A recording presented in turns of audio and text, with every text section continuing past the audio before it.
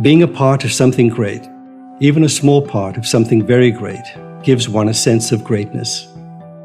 The history of this world is the exciting story of God creating and rescuing people for Himself. When people reject God, there is death, war, and brokenness. When people follow God, there is life, peace, and joy. In our chapter, Our Time, one of the themes where this is most obvious is abortion. Since Roe v. Wade, over 50 million precious lives have been ended here in the U.S., and millions more, mothers, fathers, grandparents, siblings, have been left with emotional, spiritual, and sometimes even physical brokenness and grief.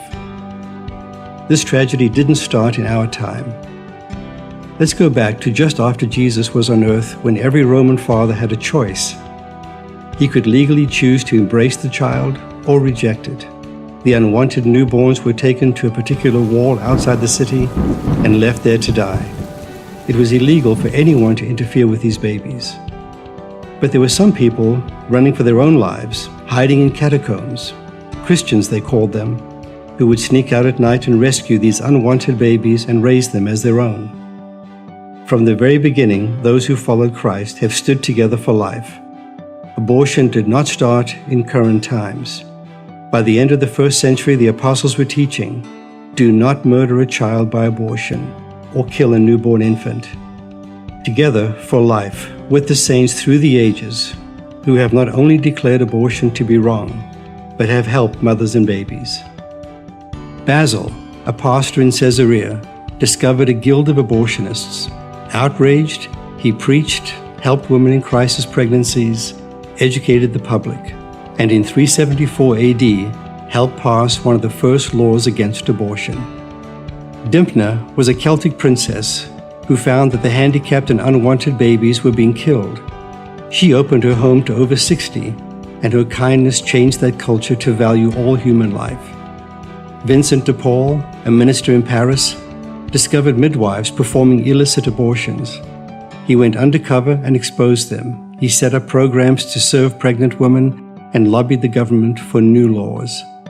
Anna Bowden, an English missionary to India, was appalled by the practices of abortion and infanticide.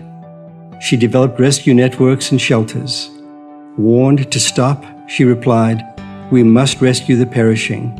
I can do no less and still be faithful to the high calling of our sovereign Lord."